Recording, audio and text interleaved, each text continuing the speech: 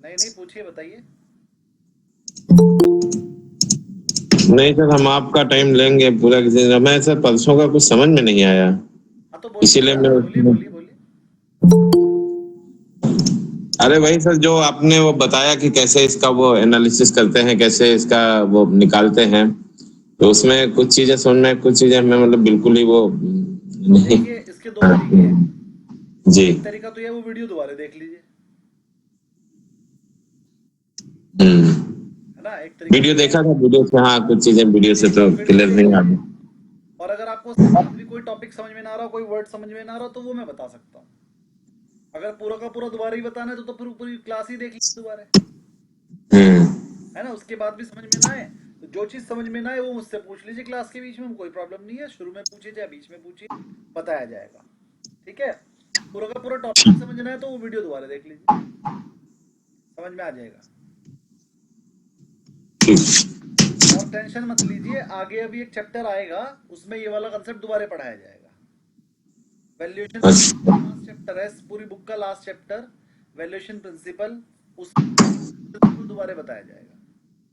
चलिए class start करते हैं। किसी की कोई क्वेरी हो तो बोलिए, और किसी ने क्वेश्चन किए हो तो बोल दीजिए। सर अभी कैश फ्लो स्टेटमेंट्स वाला पार्ट अभी रह गया ना, मैं करने को।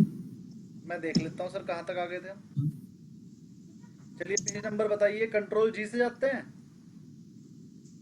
सर कंट्रोल जी से पेज नंबर आप सर 20 के आसपास आइए, 20 के आसपास।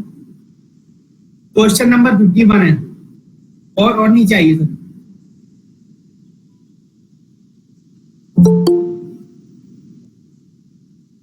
51। हाँ क्वेश्चन नंबर 51।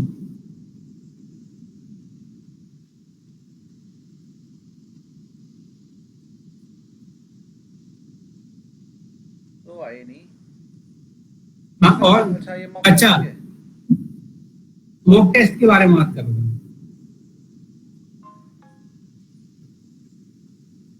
क्वेश्चन नंबर 51 आ गए। हाँ, cash flow statement question number 51 to 60 कराने हैं। इसके नीचे। हाँ अभी सर ये पार्ट रह गया है ना हमारा भी, कैश फ्लो नहीं, स्टेटमेंट। कैश फ्लो स्टेटमेंट करा नहीं दिया था। एक ऑपरेटिंग एक्टिविटी बताई थी, एक फाइनेंसिंग बताई थी, एक अच्छा, इन्वेस्टिंग। फाइनेंसिंग एक्टिविटी, हाँ तो ये इन्वेस्टिंग बता दिया एक्टिविटीज, था। ठीक है ठीक है। चलिए एक दो क्वेश्चन करा अच्छा देता हूँ तो आपको याद आ जाएगा। अरे पेन कहाँ है? पेन तो सर मेरे पास ही है। मिल गया रसलंगे जी। जी जी सर पेज नंबर क्या है? पेज नंबर मैं बता रहा हूँ। पेज नंबर है सर 43। 31। 43। हाँ 43 होता है। 43। चलिए 51 क्वेश्चन देखिए जरा।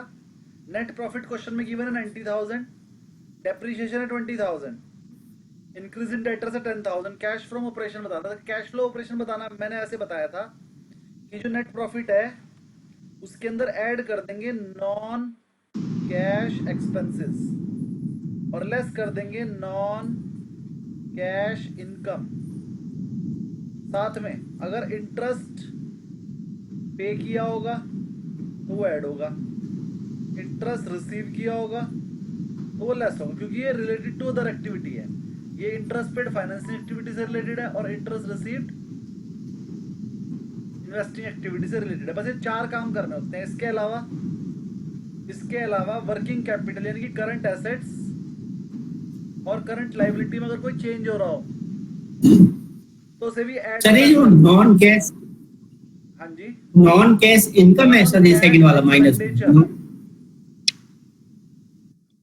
Non cash expenditure add, non cash income less. मतलब जो प्रॉफिट है उसे लेस कर दो, जो एक्सपेंस है उसे ऐड कर दो, मतलब उल्टा करना है। ऐसे ही नीचे क्या है सर अगेन? जो एक्सपेंसेस हैं, खर्चे, उन्हें तो प्लस करना है। और जो इनकम्स हैं नॉन कैश मतलब जो कैश में पे नहीं होती, जैसे depreciation, amortisation, right of, profit on sale of asset, loss on sale of asset, ये सब चीजें। एग्जाम्पल के लिए अगर याद कर लो, डेप्रिसिएशन,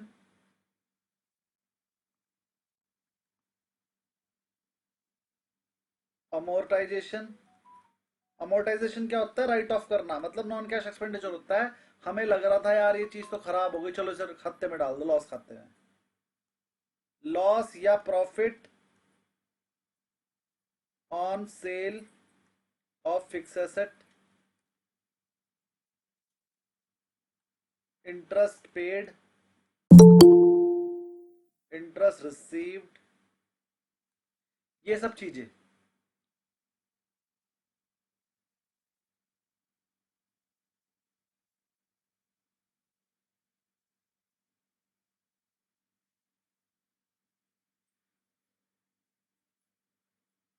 ये सारा सर किस हेड में आता है? Depreciation amortisation.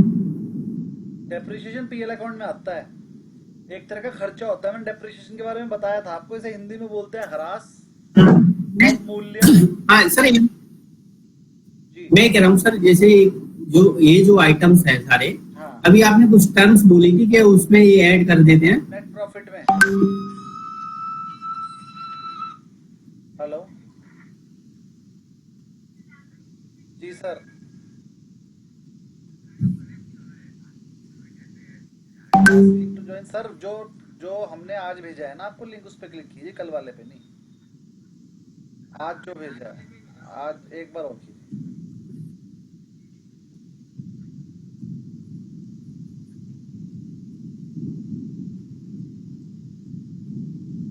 हाँ, तो हमने बताया था, एक मिनट जरा, कुशल जी कर नहीं पा रहे हैं, देखो कर रहे, आ गए कौशल जी। आ गए सर, थैंक यू। तो डेप्रिसिएशन हमने बताया था, फिक्स एसेट की वैल्यू टाइम के हिसाब से कुछ कम हो जाती है। उस कम हुई वैल्यू को, मान लीजिए 1 करोड़ की फिक्स एसेट हमने खरीदी, तो हर साल हम 5-5 लाख 10-10 लाख करके उसे धीरे धीरे कम करते रहते हैं वैल्यू को। तो जितनी वैल्यू हमें लगता है कि कम हो गई, उतनी वैल्यू पीएल में दिखाते रहते हैं। तो उसे किस नाम से दिखाते हैं? Depreciation on fix asset. वो जो डेप्रिसिएशन है, एक्चुअल में वो खर्चा नहीं हुआ हमारा, वो हमने ज्यूम कर लिया कि देखो 20 साल में एसेट खत्म हो जाएगी, थोड़ी थोड़ी करके इसका खर्चा निकालते रहो। तो उसे हमने एक नॉन कैश एक्सपेंडिचर है जो हमने अपने पैसे इकट्ठे करने के लिए उस पर लगाना शुरू कर दिया। तो जितने भी नॉन कैश एक्सपेंडिचर होते हैं, वो डेप्रिसिएशन हो, फिक्स एसेट पे जो होता है वो डेप्रिसिएशन है, और किसी एसेट पे जो होता है उसे अमोर्टाइजेशन बोलते हैं। ठीक है, राइट ऑफ भी बोलते हैं, जैसे goodwill right of, patent amortised, lease hold amortised. Amortisation या रिटर्न ऑफ एक ही चीज है, और वो डेप्रिसिएशन की तरह ही होते हैं, और तीनों के तीनों नॉन कैश एक्सपेंडिचर हैं, ऐड होंगे। कहां पर ऐड होंगे? ऑपरेटिंग एक्टिविटी में। चलिए अब इस क्वेश्चन को करने की कोशिश करते हैं। इस क्वेश्चन में नेट प्रॉफिट गिवन है 90,000,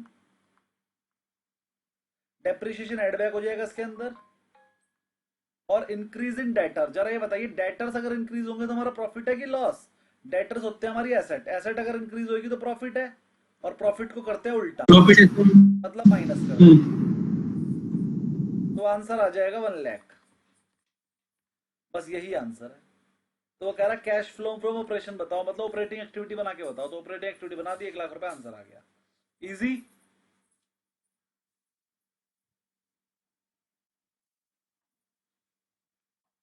देखिए क्लास में 2 तरह से पढ़ाता हूं। कुछ लोगों को मेरी थ्योरी तो सबको समझ में आएगी, मैं जो भी चीज समझाऊंगा वो सबको समझ में आ जाएगी, लेकिन जब प्रैक्टिकल चीज आ जाएगी, कैश फ्लो स्टेटमेंट बनाओ, पीएल बनाओ, बताओ कितना डिविडेंड मिलेगा, बताओ उसका प्राइस क्या होगा, वो समझना जरा मुश्किल है। वो उसी को समझ में आएगा जो ध्यान से समझेगा, प्लस जिसके न्यूमेरिकल स्ट्रांग होंगे। अगर आप प्रैक्टिस करना पड़ेगी सर अच्छे से। हाँ, प्रैक्टिस करनी पड़ेगी। जो कॉमर्स साइड का होगा वो जरा जल्दी समझ जाएगा। एक और चीज, न्यूमेरिकल पोर्शन ज्यादा आता है अगर पेपर के हिसाब से बात करूं। 50% पेपर तो प्योर न्यूमेरिकल आता है, और बचे हुए 50 में से 20% पेपर न्यूमेरिकल बेस्ड होता है। मतलब होगी तो थ्योरी, लेकिन कर वो पाएगा जैसे न्यूमेरिकल आता होगा। तो इसका मतलब 70% पेपर तो न्यूमेरिकल वाला कर पाएगा, बाकी 30% तो बिल्कुल थ्योरी आती है, बुक में से पढ़ो और लिखो। 30% रट्टाफिकेशन आती है। मतलब कहने का, आपको एनालिटिकल स्किल्स अपने अच्छी करनी पड़ेगी, न्यूमेरिकल आपको अच्छे से समझ में आना चाहिए, तभी आप कर पाएंगे। ठीक है। बाकी कुछ लोग यहाँ पर ऐसे भी है, सर हम पेपर के लिए तैयारी नहीं कर रहे हैं, हम तो नॉलेज के लिए पढ़ रहे हैं। तो नॉलेज तो आपको हो ही रही है, न्यूमेरिकल आप कर पाए या ना, क्योंकि न्यूमेरिकल आपको प्रैक्टिकली तो करने नहीं पड़ते, स्क्रीनर करके देता है। कैश फ्लो स्टेटमेंट स्क्रीनर ने बना के दिया हुआ है, आपको तो बनाना नहीं है, तो सीखने की जरूरत भी नहीं है। प्रैक्टिकल इन चीजों की जरूरत नहीं पड़ती, पेपर पास करने के लिए इनकी जरूरत पड़ती है। चलिए 51 क्वेश्चन सबको समझ में आ गया होगा, जहां तक नहीं समझ में आया तो बोल दीजिए, एक बार और करा दूंगा। 52 देखते हैं। Cash used in investing activity 1,20,000 question में गिवन था। और कैश फ्रॉम फाइनेंस, देखो कैश यूज्ड का मतलब है हमने कैश कंज्यूम कर लिया, यूज कर लिया, यानी कि ये माइनस में है। और कैश फ्रॉम फाइनेंसिंग, फाइनेंसिंग से हमें पैसा मिला है, ये प्लस में है। तो वो कह रहा है नेट कैश फ्लो बता दो। लो इजी है, ये तो 30,000 रुपये प्लस है भाई, इनका टोटल करके बता दिया, आंसर आ गया 30,000 पॉजिटिव, इजी। सर एग्जाम में इसी तरह के क्वेश्चन आते हैं क्या सर? जैसे अच्छा, लेकिन जब तक ये क्योंकि सर मैं सोच रहा था, जब तक ये वाले क्वेश्चन का आंसर मैंने नहीं दिया था तब तक ये हार्ड था। हाँ तो बस हाँ बिल्कुल बिल्कुल ऐसे क्वेश्चन आएंगे वो आपको हार्ड लगेंगे। क्योंकि सर मैं देख रहा था कि जैसे अगर 2 मिनट भी ये क्वेश्चन लेगा तो 1 घंटे में कितने होंगे? 30-60 हो सकते हैं मैक्सिमम। नहीं, 2 मिनट में लेगा आपको, 1 मिनट में ये क्वेश्चन करना। आपको वहां पर एक क्वेश्चन करने के लिए 1 मिनट मिलता है। हाँ ठीक है, तो आपको 30 सेकंड देने हैं बस, क्योंकि 30 दोगे, 30 सेकंड सोच के जाओगे तो 1 मिनट लग जाएगा। देखो बिल्कुल सही कह रहे हैं। जो फैक्ट है वो फैक्ट है। जब मैं अपना NISM 15 का पेपर देने गया था तो मुझे लग रहा था मैं तो आधे घंटे में देके बाहर निकल जाऊंगा। मैं जो वहां पर टीचर बैठे हुए थे ना, अंदर जाते हुए उनसे ऐसी बात हो गई, मैं टीचर हूँ, पढ़ाता हूँ, ये वो, तो वो भी सर सर सर सर करके बात करने लगे, सर हम तो आज तक क्लियर नहीं कर पाए, ये हमें भी अपनी क्लासेस दे देना, ये और वो। तो मैं उनसे कहा मैं तो आधे घंटे में बाहर आ जाऊंगा। तो मेरे जैसे बंदे को भी 1.5 घंटा लग गया था। 2 घंटे का पेपर होता है, हालांकि मैं औरों से जल्दी निकल गया था, सबसे पहले मैं ही निकला था, बाकी सब तो बेचारे सिर गुजार थे, क्या करे क्या ना करे। लेकिन मेरे जैसे बंदे को भी 1.5 घंटा 90 मिनट्स चाहिए 2 क्वेश्चन करने के लिए, तो आपको भी चाहिए होंगे। और मैं बिल्कुल, मैं वही कह रहा था सर। और मैं वो बंदा हूँ जो न्यूमेरिकल कैलकुलेटर से नहीं करता हूँ। मैं न्यूमेरिकल मुझबानी कर लेता हूँ, मेरे हो जाते हैं, सही भी होते हैं, बड़ी बड़ी कैलकुलेशन मुझबानी कर लेता हूँ। ठीक है, तो मतलब टाइम बहुत कम मिलता है वहाँ। हाँ तो ये सब चीजों की तैयारी करके जाना। और जिनको कंप्यूटर चलाना नहीं आता, जिन्हें माउस चलाने में दिक्कत है, भैया उनका तो पूरा हो ही नहीं पाता। देखो मैं मतलब इसमें कुछ गलत नहीं है, ये तो सर स्क्रीन टेस्ट होता है ना ऑनलाइन। यहाँ पर बहुत सारे बंदे ऐसे होंगे जिनको जो रोजाना माउस नहीं चलाते हैं, और वहां पर टिक लगाना है माउस से। मैंने वहां पर 1-2 बंदे देखे थे जो मेरे अड़ोस पड़ोस में बैठे थे, वो बेचारे माउस चला रहे हैं, वो कर्सर उस टिक के चारों तरफ घुमा रहे हैं, लेकिन टिक पे नहीं ला पा रहे। तो भैया उनका तो छूटेगा ही छूटेगा। तो वो भी प्रैक्टिस भी करके जाना, क्योंकि वहां पर जो टिक लगाना है वो लगाना है माउस से, माउस चलाना सीखना है। जी सूर्यवंशी जी बोलिए।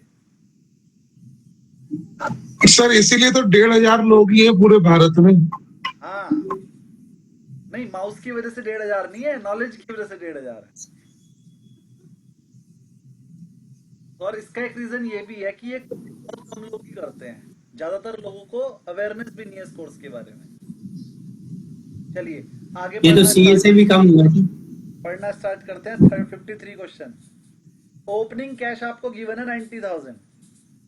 नेट कैश इनफ्लो, इनफ्लो मतलब पॉजिटिव आया है आपके पास, तो 90,000 आपके पास पहले से थे, 70 और आ गए, क्लोजिंग कितना हुआ? 160, इजी। 160। अगला, आपने डिबेंचर इशू, डिबेंचर इशू करने से पैसा आता है कि जाता है? आता है सर पैसा आता है हमारे पास, तो प्लस होगा। बस उसके बदले में इक्विटी दे और देंगे। लोन पे करने से पैसा आएगा कि जाएगा? जाएगा सर। जाएगा। तो आंसर क्या आएगा? 50,000। 50,000 पॉजिटिव में, क्योंकि 2 लाख पॉजिटिव था और 150 माइनस में था, तो आंसर आया 50,000 प्लस में। अगर उल्टा होता तो आंसर आता 50,000 माइनस में। अगला, cash flow operating activity 2 lakh given और ये प्लस में गिवन है, तो प्लस ही रहेगा। डेप्रीशिएशन गिवन है 30,000, तो ये एड बैक हो जाएगा इसके अंदर। और इन्वेस्टमेंट परचेज की हमने 70,000, ये इन्वेस्टिंग एक्टिविटी में इन्वेस्टमेंट परचेज करने से पैसा आएगा कि जाएगा? जाएगा सर। ये minus it will go sir minus 2 lakh तो पहले से था, 230 minus 30,000 करके 230 जो आया ये तो ऑपरेटिंग एक्टिविटी आ गई, ऑपरेटिंग एक्टिविटी अलग आ गई। फिर हमने इन्वेस्टिंग एक्टिविटी बनाई, उसमें हमने 70,000 माइनस आ गया, ये इन्वेस्टिंग 160 एक्टिविटी आ गई। अब दोनों को लेस कर लिया, 230 वाला पॉजिटिव था, 70 वाला माइनस है, तो आंसर आ गया 160 प्लस में। अब क्वेश्चन ध्यान से पढ़ना है, इसमें लिखा हुआ है net cash flow. Net cash flow का मतलब है कि पूरा का पूरा नेट कैश फ्लो होता है, तो आंसर है 160। अगर यहाँ लिखा होता net cash flow from operating activity तो आंसर होता 230, और अगर यहाँ लिखा होता net cash flow from investing activity तो इन सबको इग्नोर करना था, फिर आंसर होता तो माइनस 70,000। फिर आंसर होता -70। तो गलती जो आप करके आओगे बस यही वाली करके आओगे, वो पूछेगा तो आपसे खाली इन्वेस्टिंग एक्टिविटी का, आप बना के पूरा आ जाओगे, या वो पूछेगा तो खाली ऑपरेटिंग एक्टिविटी और आप कराओगे पूरा और फिर कहोगे सर मेरा तो ठीक हो गया, और फिर मैं कहूंगा पूरा करना ही नहीं था, सिर्फ आधा ही करना था। तो वो बहुत दिमाग वाले हैं टीचर्स ना जो बनाते हैं पेपर, तो आपने उससे ज्यादा दिमाग वाला बनना है, इसलिए मैंने ये वाली चीज आपको बता दी। पूछा होता खाली ऑपरेटिंग एक्टिविटी तो आंसर था 230 प्लस में, अगर वो पूछा होता इन्वेस्टिंग एक्टिविटी तो आंसर होता 70,000 माइनस में, और माइनस वाले को आउटफ्लो बोलते हैं, तो आप लिखते हैं आंसर 70,000 का आउटफ्लो। और जैसे इसने पूछा नेट कैश फ्लो, कोई सी एक एक्टिविटी का नहीं पूछा, पूरा का पूरा पूछा है, तो फिर तो आंसर आपको पता चली गया 160। बढ़िया था क्वेश्चन यहां तक ये।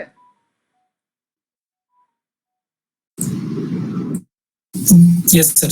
चलिए, तो जो क्वेश्चन मैंने आपको दिए हैं अगर आप सारे के सारे सॉल्व कर लो तो सब कुछ समझ में आ जाएगा आपको, इसमें ऑपरेटिंग एक्टिविटी समझ में आ जाएगी, इन्वेस्टिंग भी आ जाएगी, सब समझ में आ जाएगा। लेकिन एक दिन छुट्टी देने के बाद भी आप लोगों ने सारे क्वेश्चन नहीं किए हैं, इतनी ज्यादा छुट्टियां दे दी कि एक ही लेसन में मैं आज 8वीं क्लास लगा रहा हूं। आगे आगे मेरी स्पीड तेज रहेगी, इतनी धीरे नहीं चलूंगा,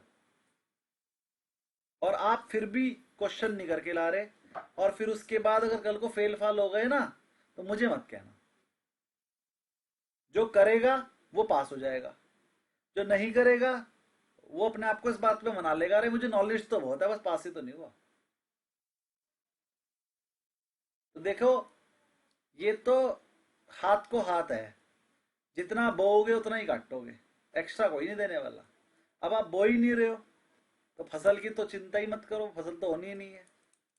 साफ साफ बता रहा हूं, बुरी लग सकती है, इतने दिन देने के बाद भी आप बैक क्वेश्चन करके नहीं लाए हो, और अगर आप बैक क्वेश्चन नहीं कर रहे हो तो फिर आपकी नॉलेज में कमी रहेगी, और नॉलेज की कमी रहेगी तो कम नॉलेज वाला पास नहीं हो सकता। ये एनआईएसएम कि भैया आप पास हो जाओगे बिना पढ़े भी तुक्का मार के, ये सॉरी एनआईएसएम 5A नहीं है, ये एनआईएसएम 15 है। आगे बढ़ते बस सर कुछ क्वेश्चन बचे हुए हैं, कर लेंगे सर इस बार। हाँ कर लीजिए, मैं देखो प्रॉब्लम लेने को अभी शुरुआत में तो मना नहीं कर रहा हूँ, लेकिन एक हाँ। चैप्टर नंबर 1 खत्म हो गया, फिर चैप्टर नंबर 1 की प्रॉब्लम नहीं लूंगा, तब तक का ही टाइम है आपके पास, और चैप्टर नंबर 1 में आज खत्म कर दूंगा, यानी कि अब नेक्स्ट क्लास तक आप प्रॉब्लम ले सकते हो। चलिए आगे बढ़ता हूँ, जो बचा हुआ है चैप्टर 1 खत्म करते हैं आज। चलिए ये क्वेश्चन कर लीजिएगा, जो क्वेरी होगी मेरे से ले लेना।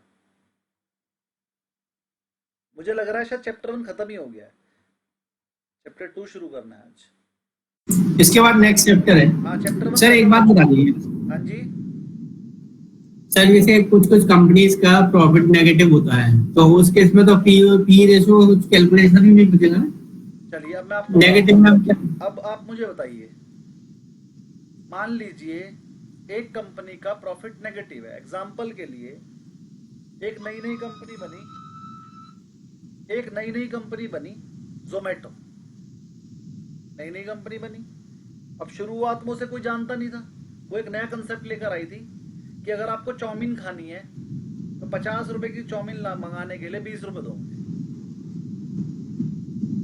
भैया इंडिया में तो कोई देता नहीं है, तो उसने फिर क्या करा, उसने कहा लोगों को ऐसे समझ नहीं आएगा। अब उसने चाउमीन वाले से बोला कि भाई तू जोमेटो पे अपनी चाउमीन लिस्ट कर दूंगा जी। कितने की बेचता है? 50 रुपए की। मेरे पे भी 50 रुपए की लिस्ट करियो, लेकिन दियो कितने की? 40 की।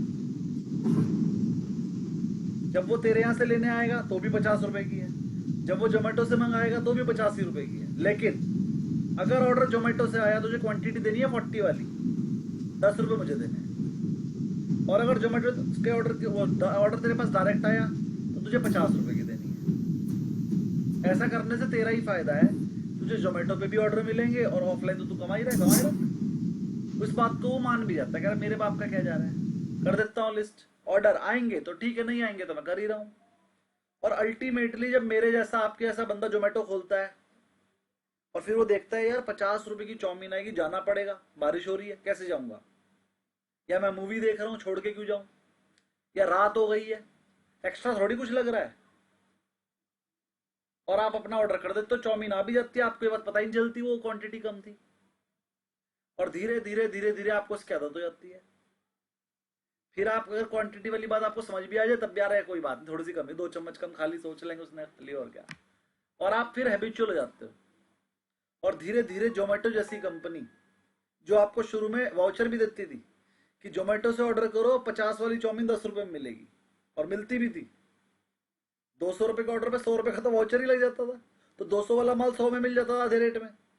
हमने ऐसा भी किया है, चाउमीन वाले के पास गए, उससे कहा भैया कितने की चाउमीन, 50 की, यार जोमेटो पे तो 25 रुपए की पड़ रही है, तो उसी के सामने खड़े होकर उसी को ऑर्डर दे दिया, उसने बना के हमें दे दी, हमने पेमेंट जोमेटो के थ्रू कर दी उसे, उसी के सामने खड़े होके, और वही 50 वाली चाउमीन 25 में पड़ गई हमें, और हम वो घर ले आए, मोमोज शोमोज जो भी खाना था, मतलब 200 रुपए का ऑर्डर उसी के सामने बनाया, 100 रुपए पेमेंट कर दी, उसके पास नोटिफिकेशन आई, नोटिफिकेशन से उसने पैक किया, हम खुद ही ले आए, और वहां पर जब वो आया ड्रॉप करने वाला बंदा, हम कह रहे भाई हम खुद यहीं खड़े, तुझे आने की जरूरत नहीं, उसे 10 रुपए बिना डिलीवरी करे ही मिल गए। तो ये भी टाइम था जोमेटो का, उस टाइम तो जोमेटो को लॉस ही होना था, क्योंकि कमाया उसने 10 रुपए, वो भी डिलीवरी बॉय को दे दिए, और 100 रुपए अपने पास से दे दिए, लेकिन उस कंपनी में इतना दिमाग था कि आज वो प्रॉफिट में है। अब अगर उस टाइम पर वो कंपनी लॉस में थी तो क्या हम उसको खरीदे ना? ऐसी कंपनियों को फ्यूचर प्रॉफिट के उस पर खरीदा जाता है कि इन फ्यूचर इसका कितना प्रॉफिट आ जाएगा, क्योंकि मान लो आज ये कंपनी लॉस में है, कल को जैसी प्रॉफिट में आएगी तो क्या अभी 1 रुपए की चल रही है 10,000 की ले लोगे?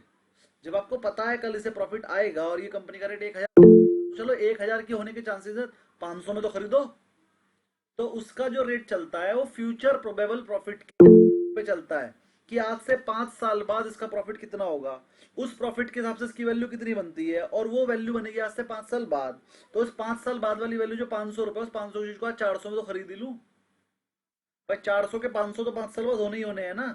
इसे बोलते हैं प्रेजेंट वैल्यू मेथड, कि आज से 5 साल बाद की वैल्यू कैलकुलेट करो और उस 5 साल बाद की वैल्यू में से 5 साल का इंटरेस्ट घटा दो, तो जो आज की वैल्यू आएगी उसे बोलेंगे प्रेजेंट, साल बाद वाली वैल्यू की प्रेजेंट वैल्यू। जी सूर्यवंशी जी, अब बोलिए।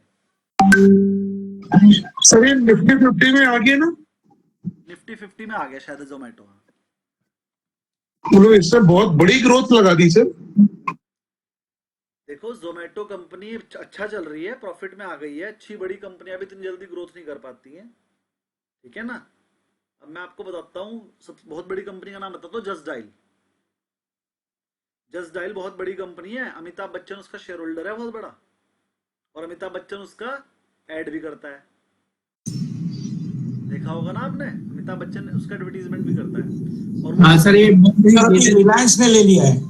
हाँ, अब रिलायंस ने टेक ओवर कर ली है, लेकिन उसमें अमिताभ बच्चन भी बहुत बड़ा शेयर होल्डर है, ब्रांड एम्बेसडर ब्रांड एम्बेसडर तो है ही है, साथ में उसने कई करोड़ के शेयर भी ले रखे हैं, और प्लस जो ऐड करता है, ऐड की फीस भी उसे शेयर्स के रूप में मिली थी।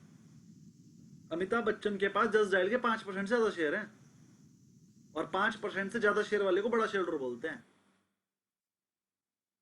ठीक है, वो बोलते हैं उसे सब्सटेंशियल इंटरेस्ट। अगर किसी भी कंपनी में आपके पास 5% से ज्यादा इक्विटी है तो आपको सब्सटेंशियल शेयर होल्डर बोला जाएगा, आपके इंटरेस्ट को सब्सटेंशियल इंटरेस्ट बोला जाएगा, और उस कंपनी में कोई भी, उस कंपनी से रिलेटेड कोई भी काम करने से पहले आपको सेबी को बताना पड़ेगा। अगर आप जस्ट डायल का ऐड करना चाहते हैं तो पहले सेबी से परमिशन लेनी पड़ेगी, भैया मैं कर लूं क्या, मेरे पे 5 शेयर हैं। अगर सेबी को सब कुछ ठीक लगेगा तो कर सकते हो, वरना नहीं। हर काम करने से पहले उस कंपनी से रिलेटेड आपको सेबी से पूछना पड़ेगा, क्योंकि आप उसके सब्सटेंशियल शेयर होल्डर हैं। क्या पता जबरदस्ती की तुम फीस ज्यादा ले रहे हो अपनी ऐड करने की, तुम तो खुद ही शेयर होल्डर हो। वोटिंग जब होगी तुम एकदम से हाथ उठा दोगे, हाँ जी दे दो अमिताभ बच्चन को 100 करोड़, तो सब्सटेंशियल वोटर को बाहर रखा जाता है अगर उससे रिलेटेड वोटिंग हो रही हो। मतलब अमिताभ बच्चन को 100 करोड़ देने की नहीं, इस वाली वोटिंग में अमिताभ बच्चन नहीं करेगा वोट, और उसके रिलेटिव भी नहीं करेंगे उनके पास होल्डिंग है। तो आई बात समझ में? सर जो वो फ्यूचर इंटरेस्ट वाली बात थी वो एक बार रिपीट करना जरा। अगर तो किसी कंपनी में आपके पास 5% से ज्यादा इक्विटी है तो आप उस कंपनी के सब्सटेंशियल शेयर होल्डर कहलाओगे, मतलब बड़े शेयर होल्डर। जो मतलब वैल्यू निकाली हमने, जैसे अगले 5 साल का इंटरेस्ट करके उसकी प्रेजेंट वैल्यू होगा। अच्छा, वो अगर मान लीजिए कोई कंपनी लॉस में चल रही है तो आप ऐसा अज्यूम करोगे कि 5 साल बाद इसका प्रॉफिट क्या होगा। तो जो 5 साल बाद आपका एक्सपेक्टेड प्रॉफिट है उसके हिसाब से ईपीएस निकाल लोगे, ईपीएस के हिसाब से उसकी 5 साल बाद की वैल्यू निकल जाएगी। 5 साल बाद की वैल्यू मान लीजिए 500 रुपीज पर शेयर आई, तो जो 500 रुपए शेयर है की प्राइस है वो 5 साल बाद है, आज की कितनी, तो जो भी इंटरेस्ट रेट मार्केट में चल रहा है उसके हिसाब से उसकी प्रेजेंट वैल्यू निकाल लोगे। मतलब वो 500 रुपए की आज की वैल्यू निकाल लोगे, कितने परसेंट से की रिटर्न आएगी, तो वो 500 रुपए ही हो जाएगा। तो लगभग आपकी आएगी, अगर 5 साल बाद 500 होना है तो आप आज के डेट में 250 तो खरीद ही लोगे, 250 300 के आसपास तो उसकी वैल्यू आज की बनेगी। तो एक नेगेटिव लॉस वाली कंपनी, जो नेगेटिव प्रॉफिट वाली कंपनी होती है, लॉस वाली कंपनी होती है, उसकी वैल्यू निकाली जाती है फ्यूचर प्रॉफिट की प्रेजेंट वैल्यू के हिसाब से। इसके लिए जब मैं आपको प्रेजेंट वैल्यू मेथड सिखाऊंगा तो वहां पर ये आपको और अच्छे से क्लियर हो जाएगा।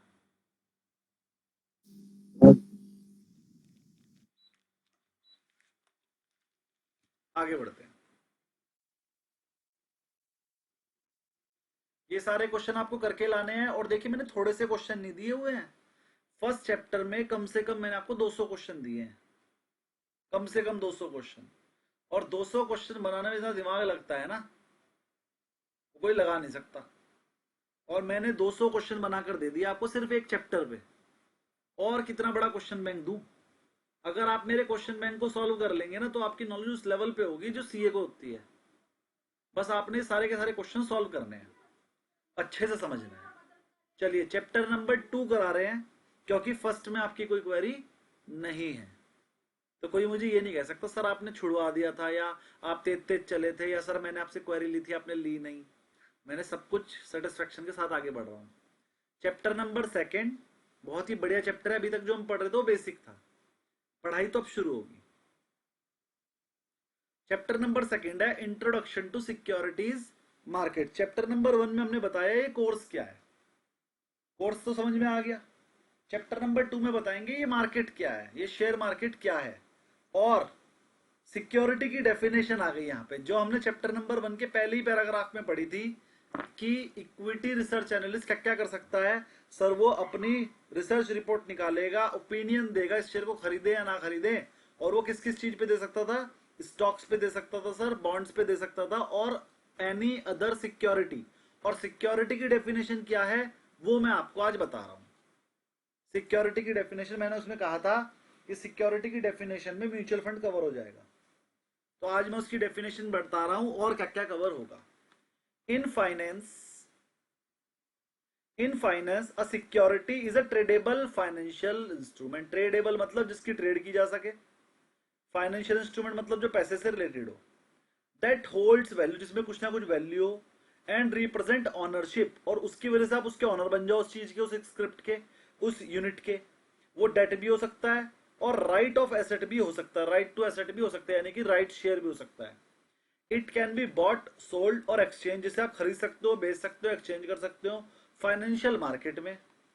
Under section 2H of the securities act, ये डेफिनेशन है जो मैंने आपको बताया इंक्लूड होता है, वही है। अब देखो सिक्योरिटीज के अंदर ये सब इंक्लूड होता है, और आप इन सब चीजों पे अपनी राय दे सकते हो। क्या क्या है? इक्विटी शेयर पे दे सकते हो, प्रेफरेंस शेयर पे दे सकते हो, stock, debenture, bond of the company पे दे सकते हो, गवर्नमेंट सिक्योरिटी जो सेंट्रल गवर्नमेंट इश्यू करते हो उस पे भी दे सकते हो, यानी कि ट्रेजरी बिल और गवर्नमेंट बॉन्ड पे भी दे सकते हो, डेरिवेटिव इंस्ट्रूमेंट पे भी दे सकते हो, फ्यूचर ऑप्शन स्वैप्स पे भी दे सकते हो, और unit of collective investment scheme यानी कि म्यूचुअल फंड CIS और म्यूचुअल फंड पे भी दे सकते हो। यही इसमें सबसे बड़ा इंपॉर्टेंट चीज है। पेपर में पूछेंगे क्या आप म्यूचुअल फंड पे अपनी राय दे सकते हो? हाँ दे सकते हो। पेपर में ये भी पूछ सकते हैं कि क्या आप स्वैप्स पे अपनी राय दे सकते हो? हाँ दे सकते हो स्वैप्स पे भी। ये सारे वर्ड आपको लर्न करके जाना है, किस किस पे आप अपनी राय दे सकते हो, इतने सारी चीजों पे दे सकते हो। क्लियर? और पढ़ा देते हैं क्या क्या है वो चीजें। रीट्स, रियल एस्टेट इन्वेस्टमेंट ट्रस्ट, जैसे म्यूचुअल फंड होता है ऐसे ही रियल एस्टेट की अगर कोई प्रॉपर्टी आपको मिलजुल के खरीदनी है तो एक बड़ी कंपनी आती है 100 करोड़ की प्रॉपर्टी एक साथ खरीद के उसके रीट्स बना देती है कि भैया मैंने 100 करोड़ की प्रॉपर्टी खरीदी, इसमें 10-10, 55% का हिस्सा ले लो। तो वो शेयर बना देती है उसके, और वो शेयर आप खरीद लेते हो, उसी पैसे से वो प्रॉपर्टी खरीद जाती है, उसे बोलते हैं रीट्स, REITS। इंफ्रास्ट्रक्चर इन्वेस्टमेंट ट्रस्ट भी बनती है, वो भी ऐसे ही करती है। राइट्स और इंटरेस्ट इन सिक्योरिटीज भी कर सकते हो, राइट, इंटरेस्ट एंड एंटाइटलमेंट वगैरह वगैरह वगैरह, कन्वर्टेबल सिक्योरिटी, ये वो। Depository receipt, ADR, American depository receipt, इनके बारे में पेपर में आता है, बताता हूँ अभी। ADR भी बता सकते हो और GDR के बारे में भी बता सकते हो, अभी बताऊंगा क्या होती है। स्क्यूटनाइज्ड डेट इंस्ट्रूमेंट होते हैं, वो भी एसेट बैक्ड सिक्योरिटी होती है, जो किसी एसेट के अगेंस्ट होती है, भैया इस प्रॉपर्टी को गिरवी रख के तुम अपनी सिक्योरिटी बना दो। ऐसी मॉर्गेज बैक्ड सिक्योरिटी जो फिक्स एसेट को गिरवी रख के होती है, और या कोई होगी तो आप उसके बारे में राय दे सकते हो। कंक्लूजन ये है कि भैया जितनी भी चीजें ट्रेड हो सकती है उसके बारे में जो मर्जी बोल लो, तुम्हें कोई रोक नहीं सकता। अब एक नया कंसेप्ट जो आ गया ADR और GDR, इनके बारे में बात करता हूं। सर ADR जैसे उसमें मनी कंट्रोल में दिखाता ना यूएस मार्केट में ये कंपनीज का ADR है, अगर वो नेगेटिव होता है तो यहाँ पे नेक्स्ट डे मॉर्निंग में मार्केट नेगेटिव, मतलब वो स्टॉक्स नेगेटिव। आप तो सरप्राइज ही खत्म कर दिया, मैं बताने वाला था ये सब।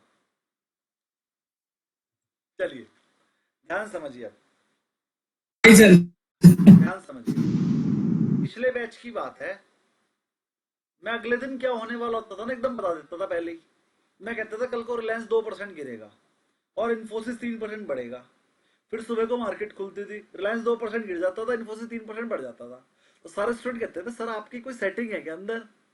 मैंने कहा नहीं, इसे सेटिंग नहीं, से नॉलेज बोलते हैं। कि सर ये कैसी नॉलेज जो आप 2% बोलते हो 2% बढ़ता है, 3% बोलते हो 3% बढ़ता है, ये क्या सेटिंग है, ये क्या नॉलेज है? तो वो नॉलेज मैं आज आपको देने वाला हूं। सबसे पहले समझ लेते हैं अमेरिकन डिपॉजिटरी रिसिप्ट यानी कि ADR क्या होता है, और ग्लोबल डिपॉजिटरी रिसिप्ट यानी कि GDR क्या होता है, और फिर बहुत सारी रिसिप्ट होती है, उनके बारे में बात कर लेते हैं। जैसे जब रिलायंस कंपनी को इंडिया के लोगों से पैसा चाहिए होता है तो वो इंडियन शेयर इशू कर देते हैं, जो कि आपकी इंडियन इक्विटी मार्केट में ट्रेड हो रहे हैं। जब रिलायंस को इंडिया से पैसा चाहिए होता है इक्विटी के बदले, तो वो इक्विटी शेयर इशू करते हैं।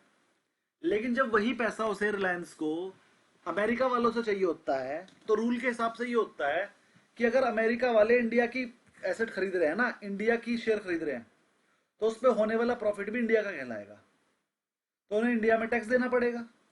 अगर उन्होंने रिलायंस कंपनी का शेयर खरीदा और फिर उसे बेच दिया, तो वो अमेरिका में बैठ के खरीदा, अमेरिका में बैठ के बेचा, अमेरिकन बंदे से खरीदा, अमेरिकन बंदे को बेचा, उसके बाद भी बेचने वाले पे जो प्रॉफिट हुआ उसे, उस पर टैक्स जो लगेगा वो इंडिया में लगेगा, क्योंकि वो इंडिया की आइटम है।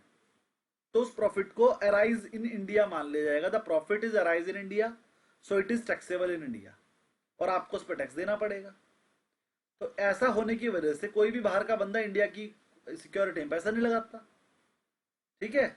तो इससे बचने के लिए जो इंडिया की कंपनीज होती हैं वो अपने शेयर्स को गिरवी रखती हैं अमेरिका के बैंक में,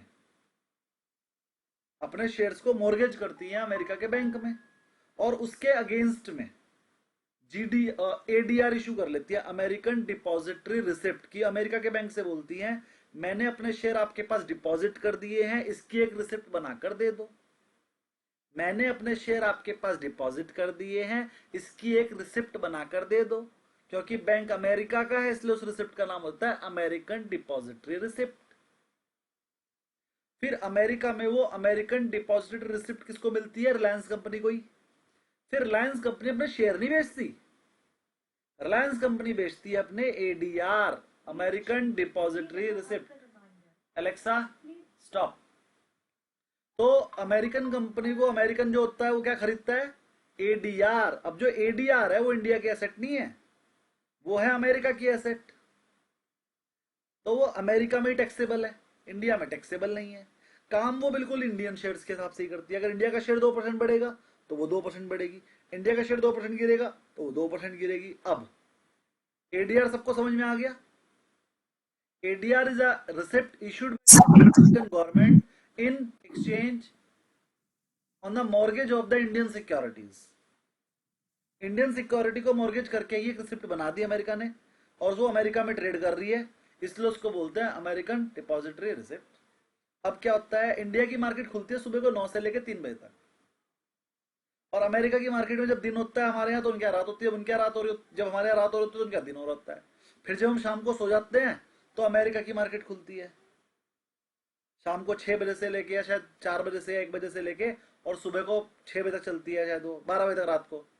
तो जब अमेरिका की मार्केट खुलती है तो वहां पर हमारा एडीआर भी ट्रेड हो रहा होता है। अब मान लो 3 बजे हमारी मार्केट तो बंद होगी, वहां पर रिलायंस होगा फ्लैट बंद, लेकिन 3 बजे के बाद रिलायंस के रिजल्ट आ गए और रिजल्ट आए अच्छे। जब रिजल्ट अच्छे आए तो हमारी मार्केट तो बंद है, लेकिन रिलायंस का एडीआर तो ट्रेड कर रहा है ना, वो तो रिएक्ट करेगा। तो अगर रिजल्ट अच्छे आए हैं तो रिलायंस का एडीआर मान लो 5% बढ़ गया, तो मैं शाम को ही बता देता था कल मार्केट 500 पॉइंट भागेगी क्योंकि रिलायंस 5 पॉइंट भागेगा। सब मुझे बोलते थे सर ये कहां से आपको अंदर से कैसे पता चलता है रिलायंस कल को 5 पॉइंट भागेगा ही भागेगा। तो मैंने बताता अरे भैया मैंने कुछ नहीं करा, मैंने एडीआर चेक कर लिया, अमेरिका वाला एडीआर 5 पॉइंट भागा हुआ है, मतलब हमारा शेयर भी 5 पॉइंट भागेगा।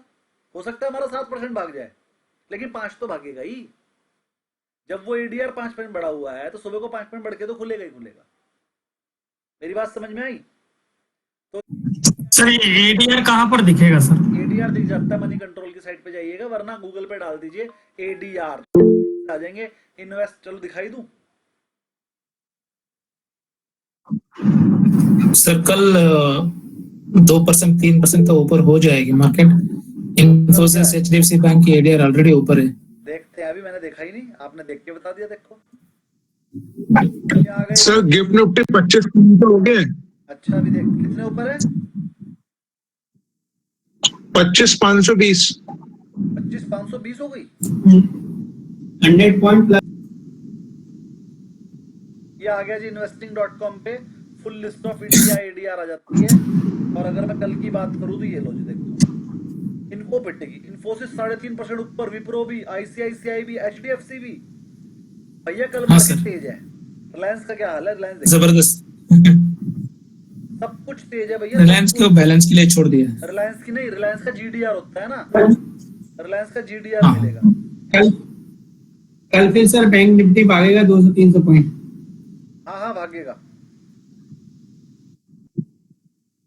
सर सारे कंपनीज की एडीआर होती है कि जो बड़ी कंपनी होती है वही इशू करवाती है अपने उन्हीं की। मतलब जो निफ्टी 50 में लिस्टेड है प्रोबेबली? रिलायंस भी 1.5% बढ़ा हुआ है। कल मार्केट भाग जाएगी 300 पॉइंट कम से कम। डॉलर में है सर, डॉलर में। हाँ, डॉलर में तो सेम ही होती है। अगर डॉलर में 1.5% बोला मैंने, 90 पैसे नहीं बोला, 1.5% परसेंटेज तो शायद डॉलर सेम होती है। सर ये जीडीआर मतलब क्या होता है? एडीआर और जीडीआर का डिफरेंस? एडीआर मैंने बताया अमेरिकन डिपॉजिटरी से, अभी जीडीआर पे मैं आ रहा हूँ। जी बद्रीनारायण जी आपकी क्वेरी। ओके। तो जो ADR होता है which will be called as a security in American market or is it a mortgage instrument which is traded? American deposited receipt का मतलब होता है कि इंडियन कंपनी ने अपने शेयर को बैक्ड करके, मतलब मॉर्गेज करके एक रिसिप्ट बनवा ली, और वो रिसिप्ट बिल्कुल होती है, और जिसके पास वो रिसिप्ट होगी अगर वो रिसिप्ट को इक्विटी में कन्वर्ट करना चाहे तो करवा सकता है। तो एक तरह से वो इक्विटी शेयर ही है। तो वो दोनों सेम रिएक्ट हैं, इक्विटी शेयर और एडीआर बिल्कुल सेम चलते हैं। बाकी अभी मैं इसकी पूरी डेफिनेशन पढ़ा दूंगा, अभी बुक में है। इसके बाद हम चलते हैं एडीआर पे। चलो ये तो हमें समझ में आ गया, कल को मार्केट तेज है और मेरे पास 3 लॉट हैं मिड कैप निफ्टी के। 2 लाख का प्रॉफिट पहले ही हो रहा है। अगर कल को 300 पॉइंट निफ्टी भाग गई तो कम से कम 2 लाख का और हो जाएगा, कल को 4 लाख हो जाएगा। इसके बाद इसे बेच के घूमने कहीं जाने से चारों तरफ तो पानी भरा पड़ा है। कोई बात नहीं, बेच के अकाउंट में रख। सर मिड कैप निफ्टी है? जी जी दोबारा बोलिए। मिड कैप है या निफ्टी है? मेरे पास मिड कैप। मिड कैप तो मिड कैप फिर 2-3% कैसे भागेगा सर? 1-8% भाग सकता है। अरे मिड कैप तो निफ्टी से भी ज्यादा भागता है, चेक करा करो। बहुत तेज भागता है। मिड कैप वोलेटाइल होता है निफ्टी से भी ज्यादा। जब गिरता है नहीं, मैं ये कह रहा हूँ 2-3% तो नहीं भागेगा, 1% भाग सकता है, मैं ये कह रहा हूँ। हाँ 1% ही भाग जाए। 300 पॉइंट अगर निफ्टी भागेगी 1%, तो मिड कैप भी 1% भागेगा। 1% का मतलब 150 पॉइंट भागेगा। मेरे पास 420 है, 3 लॉट है मेरे पास, 140 का एक है, तो मेरे पास टोटल 420 क्वांटिटी है, 420। और 420 अगर 150 पॉइंट भाग जाएगा तो मेरा लगभग कल में 70-80 हजार रुपये बढ़ जाएगा। और मिड कैप जो है डबल भाग सकता है। अगर निफ्टी 1% भागेगी तो मिड कैप उसको 2% भाग जाए, ज्यादातर ऐसा होता है। तेज है और बढ़ता भी तेज है, तो उस हिसाब से मैं कैलकुलेशन 2% भाग गया कल एक की जगह, मतलब निफ्टी 1% भागेगी और निफ्टी 200 की जगह 300 पॉइंट बोली है मैंने। निफ्टी अगर 300 पॉइंट भाग रही है सर आपने तो स्ट्राइक प्राइस कौन सी सिलेक्ट करा है? आपने सर स्ट्राइक प्राइस कौन सी सिलेक्ट करा है उसमें? अरे मैंने कॉल नहीं ले रखी, फ्यूचर ले रखा है। फ्यूचर के बारे में बता रहे हैं सर। मैंने स्क्रीनशॉट भी भेजा था आज। सर मेरा एक क्वेश्चन है सर। जी सर ये जो एडीआर जीडीआर है, मतलब ये इसको क्या हम ऐसा समझें कि जैसे हम इंडिया में रह के रिलायंस के ऊपर जितनी भी क्वांटिटी में हम ट्रेड कर रहे हैं, जो भी मतलब ओवरऑल पॉपुलेशन इंडिया की या जो भी पॉपुलेशन ट्रेड कर रही है हमारे इसमें रिलायंस में, तो एडीआर जीडीआर मतलब अगर डेटा मेरे को स्क्रीन में दिख रहा है, जिस भी मैं उसमें जाऊं, अगर वहां पर अगर एडीआर जीडीआर दिख रहा है तो उतना ही परसेंट जो है वो इंडियन मार्केट में रिफ्लेक्ट होगा। That is final input. ऐसा है सर? जैसे निफ्टी में हम निफ्टी ट्रेड करते हैं इंडिया में, और गिफ्ट निफ्टी ट्रेड हो रही है सिंगापुर में, हो रही है ना? हाँ। ऐसे ही रिलायंस ट्रेड हो रहा है इंडिया में, और रिलायंस का एडीआर ट्रेड हो रहा है अमेरिका में। सेम वैल्यू पे सर, जो कॉर्पस इंडिया में है सेम कॉर्पस पे, सेम, बस वो डॉलर में है या रुपीस में। दैट्स फाइन, उसमें दिक्कत नहीं है। हाँ बट कॉर्पस वैल्यू सेम है सर। सेम है। ऐसा हो सकता है कि भाई यहाँ की वैल्यू 1000 हो, वहां की 500, लेकिन वहां 500 में फिर आधा ही शेयर मिलेगा। राइट। वहां की कॉन्फ़िगरेशन अलग हो सकती है, डिल्यूशन अलग हो सकती है, लेकिन एक्चुअल वैल्यू उतनी बनेगी बाद में। चलिए सर, लेकिन अगर पोजीशन लेनी है तो मार्केट यहाँ बंद हो जाती है, जब वहाँ ओपन होती है वहां पता लग गया कि ये कल भागेगा, लेकिन यहाँ तो मार्केट बंद हो चुकी है और कल जब खुलेगी तो मार्केट ऑलरेडी बढ़ के खुलेगी, तो पोजीशन कब लेनी है? पोजीशन नहीं लेनी होती, पोजीशन हमेशा पहले ही लेनी है आपको। और अगर आपको अमेरिका वाली में पोजीशन लेनी है तो अकाउंट खोल लो, लेकिन वहां भी बढ़ने के बाद पता चलेगा तो फिर क्या करोगे पोजीशन लेके? देखो रिस्क तो आपको ही लेना पड़ेगा। ऐसा नहीं हो सकता कि आपको पहले ही पता लग जाए वो बढ़ेगा और फिर आप खरीद लो और बढ़ जाए, फिर तो सब काम बंद करके रिलायंस वाले सब ये इसी में लग जाते। ऐसा कोई तरीका मैं सिखाऊंगा ही नहीं आपको कि जिसमें कंफर्म प्रॉफिट होगा ही होगा। हाँ, प्रोबेबिलिटी 99% होगी ऐसा सिखा दूंगा, ये वाला काम कर लो, लॉस होने के चांसेस है ही नहीं, प्रॉफिट आएगा 99%, ऐसा तो बता सकता हूँ। चलिए अभी मैं 2 बंदों की प्रॉब्लम लूंगा, क्वेरी लूंगा, उसके बाद हम जीडीआर पे चलेंगे। बद्रीनारायण जी सर ये investing.com पे है, ये कहाँ पे खुलता है? ये आ नहीं रहा गूगल की। आ जाएगा सर जी, मैं बताता हूँ। ये है in.investing.com, in.investing.com। लो मैंने ये वाला ना लिंक आपको भेज दिया।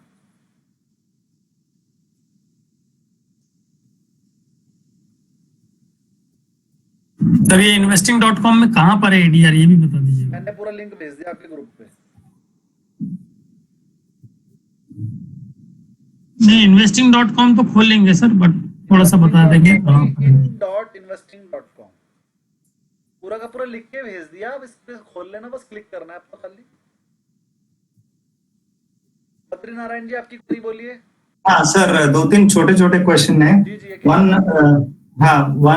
One, I think all the corporate events are also applicable on ADR, meaning if there is a split bonus dividend. What is corporate event? हाँ, सब पे एप्लीकेबल है। और व्हाट इज कॉर्पोरेट इवेंट जिनको नहीं पता वो आगे आएगा, मैं समझाऊंगा। जी सर, तो अगला बोलिए। एप्लीकेबल। हाँ, दूसरा है Indian mutual funds hold the international stocks, something like Motilal Oswal, Nasdaq 100, etc. So do they hold the depository receipt or the actual they will hold the securities? देखिए, अगर उन्हें फॉरेन मार्केट में पैसा लगाना है तो वो डिपॉजिट रिसिप्ट क्यों लेंगे? उन्हें अगर रिलायंस खरीदना होगा तो कैश में ही खरीद लेंगे ना, क्योंकि अगर उन्होंने डिपॉजिट रिसिप्ट में पैसा लगाया तो इंडिया में भी टैक्स लगेगा, अमेरिका में भी लगेगा। वो टैक्स बचाने का इंस्ट्रूमेंट है, टैक्स डबल देने का थोड़ी। तो इंडिया वाला तो इंडिया में ही खरीद लेगा, अमेरिका में क्यों जाएगा? फिर तो 2 जगह टैक्स देना पड़ जाएगा। अमेरिका वाला इंडिया नहीं आना चाहता, इसलिए वो अमेरिका में खरीदने के लिए उसे खरीदता है, इससे इंडिया में टैक्स देना ना पड़े। Okay. नेक्स्ट क्वेश्चन क्या है? इतना ही था सर। इतना ही है। कौशल शर्मा जी आपकी क्वेरी बोलिए। सर क्वेरी तो नहीं है, सिर्फ इतना है कि भगवान करे कल निफ्टी आप ही खुले लेकिन वो 11:30 बजे फेड चेयरमैन का स्पीच रहेगा, उसके ऊपर बहुत डिपेंड करता है। फेड चेयरमैन तो रेट काटेगा, टेंशन मत लो। 25 पैसे काटा सर समझो, हाँ तो तो बढ़िया फिर है। मार्केट डाउन भी हो सकती है। नहीं होगी।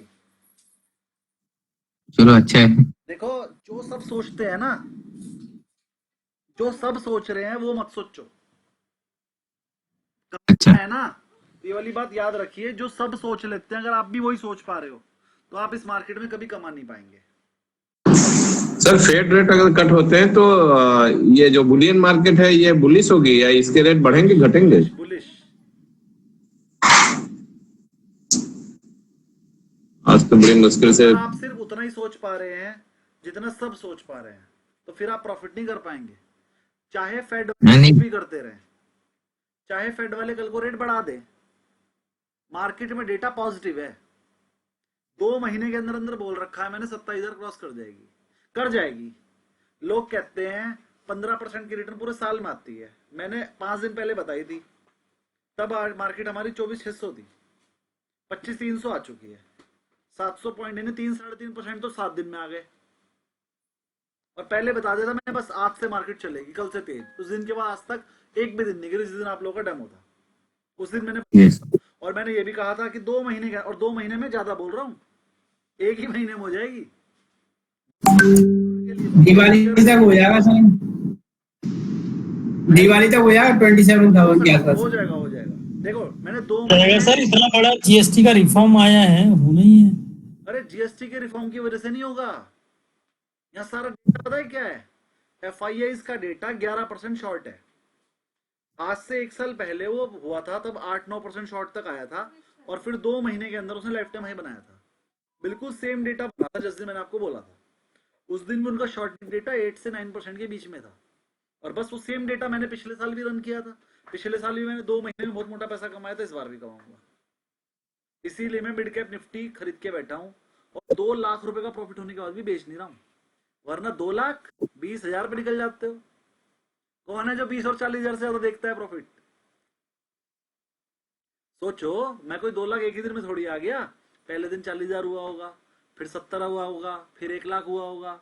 1 लाख देख के अरे भैया बहुत हो गए, काटो इसे। सब काट देते हैं, लेकिन मुझे अपनी नॉलेज पे विश्वास है, मैंने नहीं काटा। आज 2 लाख है और मैंने तब भी नहीं काटा, मैं अभी भी लेके बैठा हूँ। मेरा सर इसमें आप हेजिंग भी करके चल रहे हैं क्या? हेजिंग भी है मेरे पास। हेजिंग करके, हाँ हेजिंग मैंने आज ही की है। वो फेड की मीटिंग थी ना, मैंने को उल्टा सीधा बोल दे मेरे दोस्त, मैंने आज की हेजिंग की है। ठीक है ना, तो अच्छे से करना है, सोच समझ के। अब समझिए, चाहे फेड वाले जो मर्जी करते रहे, चाहे ट्रम्प जो मर्जी करता रहे, चाहे मोदी जी कुछ भी करते रहे, मार्केट अल्टीमेटली ऊपर जाएगी, अगले 2 महीने में हाई काट देगी। इस तरह का डेटा बना हुआ है। और वो डेटा कैसे देखते हैं, मैंने वो NISM 8 वाली नॉलेज से बनाया है। फ्यूचर का डेटा है वो, कि उसमें FIIs की लॉन्ग पोजीशन कितनी है, और वो मैं NISM 8 में सिखा दूंगा। इस वाले कोर्स में आपको सिर्फ कैश से रिलेटेड आइटम सिखाई जाएंगी, एनालिसिस कैसे किया जाता है सिखाया जाएगा, लेकिन ओवरऑल मार्केट बढ़ेगी घटेगी कैसे कब भागेगी ये सब NISM 8 में सिखाया जाता है। लेकिन NISM 8 हमेशा NISM 15 के बाद ही किया जाता है। ठीक, और मजेदार कोर्स है। चलिए आगे बढ़ते हैं। और किसी की कोई क्वेरी? सूर्यवंशी सर मैं बोल रहा था अभी, हाँ मैं बोल रहा था कि अभी 2 घंटे बाद तो बता देगा सर पावेल, 11:30 बजे। और आप गिफ्ट निफ्टी देख लेना, आपको वो बता देगी कल को क्या होगा। अपना दिमाग लगाने की जरूरत नहीं है। पॉजिटिव है सर यार, आप NSM 8 के बारे में इतनी बातें करते तो ऐसा लगता है कि अल्टरनेट डे को ना 8 चालू कर दो आप। नहीं, 8 समझ में नहीं आएगा, 15 करे भी ना। अरे सर 15 तो इतना हार्ड लग रहा है, 8 तो एकदम आसानी से समझ में आ जाएगा। अब तो है ना, मैं आपको बताऊं, सबसे ज्यादा लोगों को इंटरेस्ट है ना F&O में ही है। नहीं है तो, लेकिन 15 करना जरूरी है 8 समझने के लिए। हाँ वो है, पर जैसे आप इतनी बातें करते हैं आप, जब उन्होंने 8 कर लेना ना तब वो एक्सपायरी बंद हो जाती है। नहीं आएगा सर, नहीं आएगा। हमको एक महीने लग गए थे समझने के लिए कॉल और पुट क्या होता है। हाँ तो 1 महीने बाद समझ में आ गई ना। हाँ बहुत टाइम लगता है। कौशल जी बोल रहे हैं, कौशल जी 15 साल से मार्केट में, इसीलिए वो इंतजार कर रहे हैं। हाँ 15 नहीं, 2004 से हूँ। लेकिन आप टेंशन, 20 साल एक हो और गए। कौशल जी एक बात और बता देता हूँ, आप 2004 से मार्केट में हैं और अच्छे खासे बड़े लेवल पे हैं, ट्रेडिंग कर रहे हैं, ये वो सब चीज आपको पता है। आप शायद वो भी है ना, ब्रोकर भी है ना, ब्रोकर भी हैं, और 2004 से अब तक का मतलब 23 इयर्स ऑफ एज आपकी हो गई है इसी काम में। लेकिन मैं जिस दिन आपको एनएसएमएट की पहली क्लास दूंगा ना, आप कहोगे सर 23 साल में भी कुछ नहीं पता मुझे। सर कुछ पता नहीं, इसलिए तो मैं इतना ये हो रहा हूँ कि क्या करूँ। हाँ मैंने तो डेरिवेटिव के एग्जाम कम से कम 5 बार दे दिए। अच्छा, कैपिटल में, अरे सर मैं एकदम बेसिक है वो सब, अरे पर जो आपका नॉलेज है। मैं डेरिवेटिव का एग्जाम अभी 10 दिन पहले ही दे के आया हूँ। पता है कितने मार्क्स आए?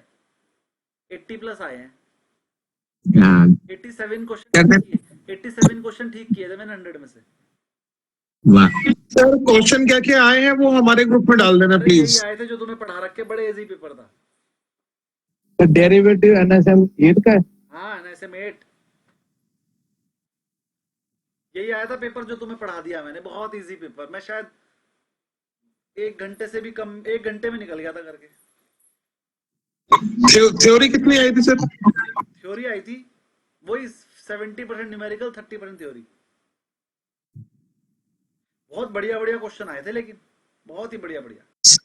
न्यूमेरिकल में वही आया होगा सर कि ये इतने का लिया है, ये इतने का स्ट्राइक प्राइस है, तो उसको भैया कितना। सारे न्यूमेरिकल वही थे, 70% न्यूमेरिकल इतने की। अरे यार तुम एनआईएसएम 15 में कहाँ 8 की बात कर रहे हो, कहीं और बात करेंगे। हाँ उसमें तो हम लोग सर एक्सपर्ट हो गए। हाँ बस वही आया था, इतने की कॉल ली, इतने की रेट हो गई तो कितने की हो जाएगी बताओ, प्रॉफिट हुआ कि लॉस, इतने का बनाया तो बताओ स्वैप रेशो क्या है, इतने का बनाया तो बताओ ब्रेक इवन पॉइंट क्या है। वो सब मैंने आपको घूट घूट के पिला रखा है, वो मुझे नहीं लगता आप गलत करोगे, बाकी फिर भी कर दो तो भैया तुम्हारी मर्जी। आगे बढ़ते हैं जी। हमने आपको एडीआर समझा दिया था, अब जीडीआर पे आ जाइए। अब जिस कंपनी को अमेरिका में पैसा लेना था तो वो एडीआर इशू करवा लेती थी, फिर जब उसे रूस में लेना था तो वो रूस डीआर आरडीआर इशू कर देती थी, फिर जिसे यूरोप में करता था तो वो ईडीआर इशू करती थी। ऐसी जब अमेरिकन कंपनी इंडिया में करती है तो आईडीआर इशू कर, इंडियन डिपॉजिट रिसिप्ट करा लेती है, लेकिन उसमें इंडिया की कंपनी इंडिया में नहीं कराएगी, दूसरी कंपनी इंडिया में आके कराएगी। तो जिस भी देश में जाते थे उस कंपनी, उस वाले देश का डिपॉजिट रिसिप्ट हम इशू करा लेते थे। तो फिर रिलायंस जैसी कंपनी कहने लगी सर ये अलग अलग रिसिप्ट इशू करने में बड़ी दिक्कत है। तो जिस कंपनी को 2-4 कंट्रियों से ज्यादा की रिसिप्ट चाहिए होती थी तो वो एक ही रिसिप्ट इशू कराती थी, जीडीआर। कराती कहां से है? ग्लोबल बैंक से। ग्लोबल बैंक अमेरिका में है, रूस में है और 1-2 कंट्रीज में और है, तो वर्ल्ड बैंक के थ्रू होते हैं वो। तो GDR issue, global depository receipt, मतलब वो हर देश में मान्य है, और जिस देश का बंदा खरीदेगा और जिससे खरीदेगा उन दो पे ही टैक्स लगेगा। अगर अपने देश के बंदे से खरीदोगे तो अपने पे लगेगा, दोनों दो देशों से खरीदोगे दोनों पे लगेगा। तो जीडीआर क्या होती है? Global deposited receipt. जैसे अमेरिकन होती है वैसे ग्लोबल होती है, बस अमेरिकन वाली अमेरिका में ट्रेड होगी, जीडीआर वाली ग्लोबल डिपॉजिट रिसिप्ट पूरे वर्ल्ड में ट्रेड होगी। तो एडीआर और जीडीआर के बीच का डिफरेंस आपको समझ में आ गया है। कहां देखते हैं वो मैंने बता दिया है, कैसे एनालिसिस करते हैं उसका कि भाई कल क्या होगा बस वो बता देते हैं अंदाजा। और अब हम इसकी डेफिनेशन बुक्स के हिसाब से पढ़ लेते हैं। चलिए अच्छा, सर जीडीआर की एडीआर जीडीआर की लिक्विडिटी भी वैसी होती है जैसे स्टॉक की होती है? नहीं, कम होती है, कम होती है। मतलब अगर किसी ने वहां पर यूएस में आज अगर जीडीआर एडीआर खरीदा है तो मतलब कल तो वो नहीं बेच पाएगा इतनी आसानी से, नहीं बेच लेगा, होल्ड करेगा। बहुत ज्यादा बड़ी क्वांटिटी नहीं होगी तो नहीं बेच पाएगा, क्योंकि देखो अगर यहाँ पर 100 करोड़ शेयर इशू हो रहे हैं तो वहां पर 1 करोड़ हो रहे हैं, तो वहां पर खरीदने बेचने वाले कम है, तो जब कम है तो इसलिए कम है। तो बड़ी बड़ी कंपनीज की ये एक मिनट सर, ये जो मतलब यूएस में, अगर मैं यूएस में बैठा हूँ तो वहां पर जो भी ट्रांजेक्शन होगा that will be between ADR buyer and ADR seller, वो इंडियन स्टॉक के साथ नहीं होगा, राइट? ओके, आगे बढ़ते हैं जी। टाइप्स ऑफ सिक्योरिटी आपको पहले से ही पता है। टाइप्स ऑफ सिक्योरिटी क्या क्या होती है? इक्विटी शेयर होता है, एक प्रेफरेंस शेयर होता है। टाइप्स ऑफ सिक्योरिटी, एक तो इक्विटी शेयर होता है जिसे आप कहते हैं उसमें ओनरशिप होती है आपकी, जिसके पास जितने परसेंट शेयर हो उतने परसेंट मालिक। तो example shares of TCS, Reliance, Apple वगैरह के शेयर। इन्वेस्टर को डिविडेंड मिलता है, इन पर जो प्रॉफिट मिलता है उसे डिविडेंड बोलते हैं, या फिर जो शेयर का स्टॉक प्राइस बढ़ जाता है वो प्रॉफिट होता है। एक होती है डेट, डेट मतलब वो बॉन्ड होता है, डिबेंचर होता है, इस पर इंटरेस्ट मिलता है आपको, और एक तरह का लोन होता है अब ये गवर्नमेंट को भी दे सकते हो आप और कंपनियों को भी दे सकते हो। जैसे गवर्नमेंट बॉन्ड होगा तो गवर्नमेंट को दोगे, कॉर्पोरेट डिबेंचर होगा तो कंपनियों को दोगे, ट्रेजरी बिल भी आप किसको देते हो? आरबीआई को। इसमें आपको फिक्स इंटरेस्ट मिलता है जिसे हम कूपन पेमेंट बोलते हैं। ये कूपन वाला वर्ड भी पेपर में आया था, है ना, कि कूपन किसे बोलते हैं, तो आंसर था इंटरेस्ट को। बड़ा इजी। एक होती है डेरिवेटिव सिक्योरिटी। डेरिवेटिव सिक्योरिटी मतलब future and option. Hybrid security sir ये दो चीजों का मिक्सचर हो। सर मैं डेट भी हूं और मैं इक्विटी भी हूं। एक तरह से कन्वर्टेबल इक्विटी। सर वैसे तो मैं डेट हूं, लेकिन अगर आप 10 साल बाद चाहो तो इक्विटी में कन्वर्ट करा लेना, उसे हाइब्रिड सिक्योरिटी बोलते हैं। जो 10 साल तक तो डेट है, उसके बाद इक्विटी बन जाएगी।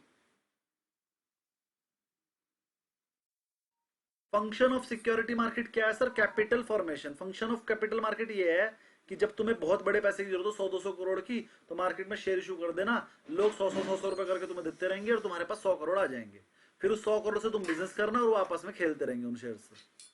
फंड मोबिलाइजेशन हो जाता है। जो फंड मार्केट में फालतू पड़ा होता है लोग हमें दे देते हैं और हम उन्हें शेयर दे देते हैं।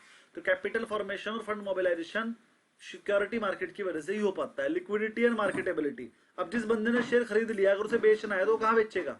अगर मार्केट है तो वो बेच भी पा रहा है। पहले मार्केट थी नहीं, पहले कैसे बेचते थे? पेड़ के नीचे खड़े हो जाते थे। मुंबई में आपको पता होगा पहले कैसे बेचते थे? एक पेड़ था जहां पर अब एनएससी बीएससी बने हुए हैं, बीएससी बना हुआ है। वो बीएससी की बिल्डिंग तो बाहर अंदर होती थी, बिल्डिंग के बाहर एक बहुत बड़ा पेड़ था। पेड़ के नीचे खड़े होते थे, रिलायंस रिलायंस रिलायंस ले लो, रिलायंस ले लो, 5 रुपए 5 रुपए 5 रुपए, ऐसे करके बिकता था शेयर। पता है आपको?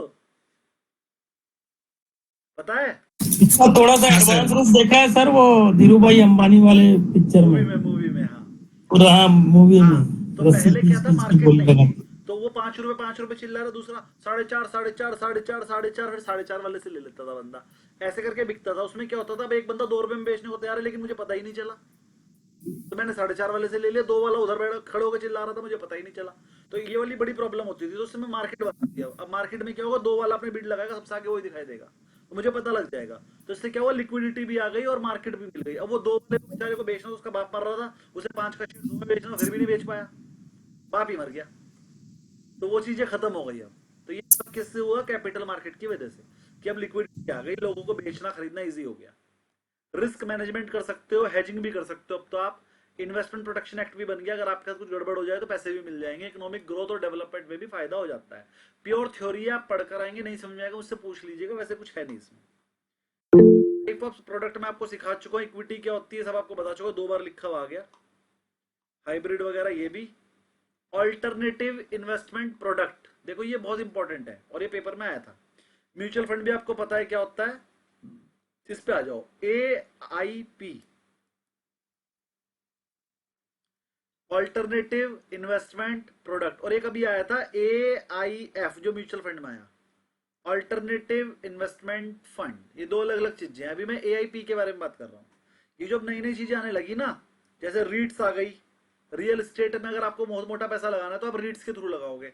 इंफ्रास्ट्रक्चर में पैसा लगाना है तो इस वाले में लगाओगे। और हेज फंड और प्राइवेट इक्विटी फर्म में भी आप जा सकते हो। इन्हीं को बोलते हैं ऑल्टरनेटिव इन्वेस्टमेंट प्रोडक्ट। मार्केट में ये प्रोडक्ट आ गए हैं कि अगर आप इक्विटी में पैसा लगाना चाहो इक्विटी में लगाओ, डेट में लगाना चाहो डेट में लगाओ, और अगर आपको नए प्रोडक्ट में भी लगाना है तो मार्केट में रीट्स आ गए, है ना। और भी 2-3 चीजें जो मैंने आपको बताई थी आ गए। विनायक जी बोलिए क्वेरी। सर एक क्वेश्चन है, वो हेज फंड क्या है? सिंपल से होता बताइए। है कि कुछ कंपनीज ऐसी हैं वो ट्रेड नहीं करती, वो सिर्फ हेज करती है। और हेज क्या होता है पता है आपको? हाँ सर, लिटिल बिट। अभी जो मैं फ्यूचर ले आऊँ तो उसको प्रोटेक्शन करने के लिए उसका बढ़िया, जो भी ऑप्शन में बस खरीद लेते हैं। उस प्रोटेक्शन को करके ही वो प्रॉफिट बना लेती है। कुछ कंपनी ऐसी हैं। अब ये चीज क्या सर हेज के बारे में थोड़ा बता दीजिए सर। SM8 में बताएंगे। अरे सर इसमें बता दीजिए हेज के बारे में। फ्यूचर एंड ऑप्शन से रिलेटेड सारी चीजें इसमें बताएंगे। अभी अगर मैं बताऊंगा भी आपको समझ में नहीं आएगी। उसके लिए मुझे सबसे पहले व्हाट इज फ्यूचर समझाना पड़ेगा। What is call, what is option, what is put, how they trade, how they settle, है ना, फ्रॉम ट्रेडिंग दिस, ये सब समझाना पड़ेगा। मोटा मोटा एक डेफिनेशन दे दीजिए हेज का मतलब क्या होता है। मोटा मोटा डेफिनेशन देते हैं चलिए आपको। अब ये मेरा फिर वो सादे वाला एग्जांपल आ जाएगा जो इसमें आपको मजा ही आ जाएगा। सर ऐसा था कि मेरी बेटी की शादी आज से 4 साल बाद, ठीक है जी, 4 साल बाद मेरी बेटी की शादी, ऐसा मान लो मेरी बेटी कह रही है पापा अभी कहाँ, अभी तो मैं 10 साल की हूँ। तो फिर मैंने इसमें बोलना पड़ा मान लो। बच्चे भी जरा जरा से खुश हो जाते हैं शादी के नाम पे। चलिए आगे बढ़ते हैं। तो भैया ऐसा मान लो, चलो 10 साल की है ना, तो 15 साल बाद है शादी। तो ऐसा एज्यूम कर लो कि 15 ईयर्स के बाद मेरी बेटी की शादी है। मैंने ना भैया बड़ा जोड़ जोड़ के 3 टाइम में से एक ही टाइम खाना खाता था, रोटी बचा बचा के मैंने गोल्ड जोड़ा है, और मैंने अपनी बेटी की शादी के लिए 1 करोड़ का गोल्ड जोड़ लिया। अभी उसकी शादी में 15 साल है, ठीक है। 15 साल पहले ही मैंने 1 करोड़ का गोल्ड जोड़ा हुआ है। अब मुझे ऐसा लग रहा है कि यार ये गोल्ड गिर ना जाए, है ना। तो मुझे ऐसा लग रहा है ये गोल्ड गिर ना जाए। तो गिर ना जाए के लिए, गिर ना जाए के लिए मैंने एक ज्वेलर के पास गया। मैंने उस ज्वेलर से कहा, सर ये जो मेरे 1 करोड़ है ना गोल्ड, मैं नहीं चाहता ये रेट गिर जाए, तो ये गोल्ड आप रख लो, मुझे 1 करोड़ दे दो। मैंने अपना गोल्ड उसको दे दिया, बेच दिया और 1 करोड़ ले लिया। तो इससे क्या हुआ, अब गोल्ड चाहे बढ़े चाहे घटे, मेरा 1 करोड़ 1 करोड़ ही रहेगा। अब मैं अपने 15 साल बाद अपनी बेटी की शादी में जब गोल्ड खरीदना होगा 1 करोड़ देके खरीद लूंगा, तब तक इसे ब्याज पे चढ़ा दूंगा। तो मैं क्लियर हो गया हूं कि मेरा 1 करोड़ से कम तो पैसा होगा ही नहीं। इसे तो बोलते हैं सेल करना, इसे तो बोलते हैं कि मैंने अपना गोल्ड सेल कर दिया। लेकिन क्या पता वो जो मैंने गोल्ड की ज्वेलरी जोड़ी है, हो सकता है मेरी मम्मी की पहनी हुई ज्वेलरी हो, तो उसके साथ मेरे सेंटिमेंट जुड़े हुए हैं, मैं उसे बेच नहीं सकता। या फिर हो सकता है कि वो मम्मी ने कहा हो ये मेरी पोती को ही मिलने चाहिए, तो वो बेच ही नहीं सकता मैं। लेकिन मुझे ये भी टेंशन है कि यार ये गोल्ड गिर जाएगा।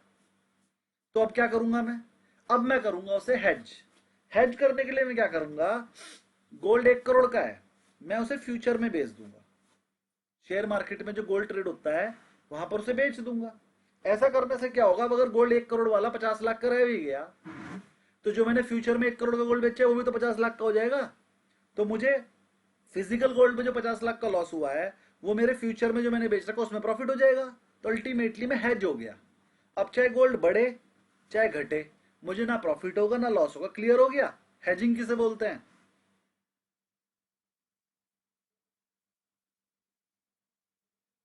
क्लियर हो गया क्या हेजिंग किसे बोलते हैं। Very good. बाकी हेजिंग क्या है इतना छोटा टॉपिक नहीं है, हेजिंग इतना बड़ा टॉपिक है कि 2 क्लास लगेंगी, तो वो NISM 8 में लगाएंगे। आगे बढ़ते हैं।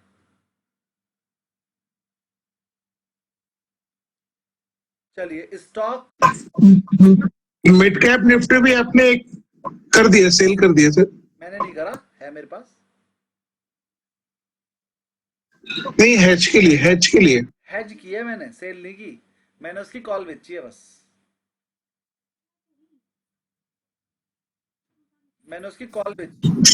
सर वो इस स्टेज पे आगे कॉल बेची है, तो वो रिस्क नहीं हो जाता। अरे क्या रिस्क होएगा, अगर मान लो ऊपर बढ़ गई तो प्रॉफिट कम हो जाएगा, थोड़ा नीचे गिर गई तो लॉस नहीं होगा। दोनों तरफ से मैं तो प्रॉफिट में ही हूँ। अगर ऊपर चली गई तो जो 2 लाख का प्रॉफिट है वो 2.10 ही होएगा, बहुत ज्यादा नहीं बढ़ेगा। लेकिन अगर नीचे गिर गई तो मुझे लॉस नहीं होगा 1 रुपए का भी। मैंने इतनी ज्यादा सेव करके बेची है, क्योंकि अभी मिड कैप निफ्टी 15,200 चल रही है और मैंने 15,200 ही बेच दी, करंट की बेची। इधर सर जो आप कॉल सेल करके चले हो तो उसमें आपको रिटर्न मिल जाएगा। हाँ अगर फ्यूचर का वो डिके होगा तो। अरे मैं पूरे महीने रखूंगा 15 दिनों से। 15 दिन में जो मेरा 120 रुपए का जो मैंने कॉल बेचा है वो 0 हो जाएगा। बस मुझे 120 रुपए ही कमाने, 120 रुपए में 48,000 रुपए बैठेंगे 15 दिन के अंदर। सर अभी मैंने क्या करा, 4 लाख रुपए लगे हैं। आज मैंने सर SBI के एक कॉल ऑप्शन सेल करके चला था 850 का, और उसमें मुझे सर प्रॉफिट था, लेकिन लास्ट में मैं देख नहीं पाया, काम में लगा रहा, तो वो 4 रुपए ऊपर आ गया। 850 का प्रीमियम था, वो अभी 17 पे क्लोजिंग दी उसने 17.7 पर। आज तो ऐसे टॉप गेनर भी था आज तो। हाँ बिल्कुल लास्ट में आगे करा था सर। चलिए सर, फ्यूचर से रिलेटेड बातें कम करा करने, कैश वाले बच्चे बेचारे बोर हो जाते हैं। अगर हम स्टॉक और डिबेंचर के बीच में डिफरेंस करना चाहें तो क्या डिफरेंस है वो जरा ध्यान समझ लीजिए। जब आप स्टॉक खरीदते हैं तो आप उस कंपनी के ऑनर हो जाते हैं, कोई भी काम आपसे पूछ के किया जाता है। और जब आप किसी कंपनी का डेट खरीदते हो तो आपसे कुछ भी नहीं पूछा जाता, आपको चुपचाप बोल दिया जाता है भाई महीने के महीने तुझे इंटरेस्ट मिल जाएगा, महीने के महीने तुझे इंटरेस्ट मिलेगा, इसके अलावा कुछ नहीं। इश्यूअर कौन इश्यू करती है, public company. Private company share issue कर ही नहीं सकती बाहर वाले लोगों को, लेकिन डेट दोनों कर सकती है, गवर्नमेंट भी कर सकती है, कॉर्पोरेशन भी कर सकती है, प्राइवेट कंपनी भी कर सकती है, पब्लिक कंपनी भी कर सकती है। इसमें जो रिटर्न मिलता है उसे हम डिविडेंड बोलते हैं, जो आपको ब्याज की तरह मिलता है, कभी कभी वो डिविडेंड होता है, और कैपिटल एप्रिसिएशन होती है। इसमें जो मिलता है वो उसे फिक्स इंटरेस्ट या कूपन पेमेंट बोला जाता है। एक और चीज, इसमें जो कूपन होता है वो फिक्स होता है, फिक्स मिलेगा ही मिलेगा। इसमें मिल भी सकता है और नहीं भी मिल सकता। इक्विटी में मिल भी सकता है, ज्यादा भी मिल सकता है और नहीं भी मिल सकता। रिस्क लेवल इसमें हाई रहता है, इसमें शेयर प्राइस 0 भी हो सकती है और रिटर्न भी हाई रहता है, 20-25-25-30% भी कमा सकते हो। डेट में आपका लोअर रिस्क रहता है और फिर स्टडी रिटर्न रहते हैं, जो तय हो गया वही मिलेगा। इसमें आपके पास वोटिंग राइट होता है, कोई भी चीज होगी आपसे पूछ के की जाएगी। इसमें आपके पास कोई वोटिंग राइट या कोई ओनरशिप नहीं होती है डेट में। प्रायोरिटी इन बैंकरप्सी, अगर कंपनी फेल हो जाए, कंपनी पैसे नहीं दे पा रही है, तो पहले पैसे दिए जाएंगे बॉन्ड के। अगर फिर उसके बाद पैसा बचा तो आपका नंबर लगेगा, वरना आपके पैसे डूब जाएंगे। मतलब प्रायोरिटी ऑफ पेमेंट होती है बॉन्ड को, बॉन्ड की सिक्योरिटी ज्यादा होती है। पहले पैसे बॉन्ड को दिए जाएंगे, वो सिक्योर्ड होते हैं। लास्ट में अगर पैसा बचता है तो स्टॉक वाले को मिलता है। वॉलिटिलिटी बॉन्ड में बहुत कम होती है, सिर्फ जब रेट इंटरेस्ट बढ़ता है, इंटरेस्ट रेट बढ़ता है घटता है तो इसके रेट में फ्लक्चुएशन आती है, लेकिन मार्केट में वॉलिटिलिटी रोजाना ही रहती है।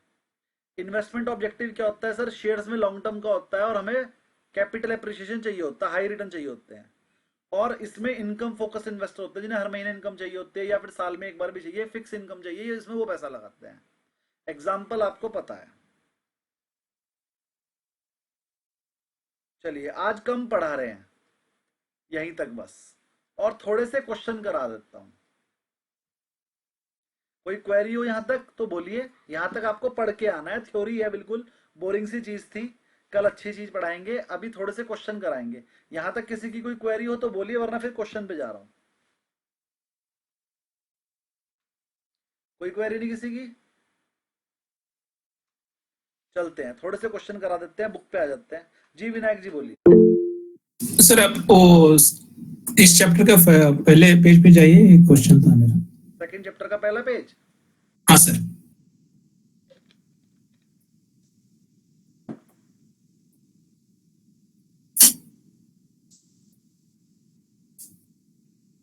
जी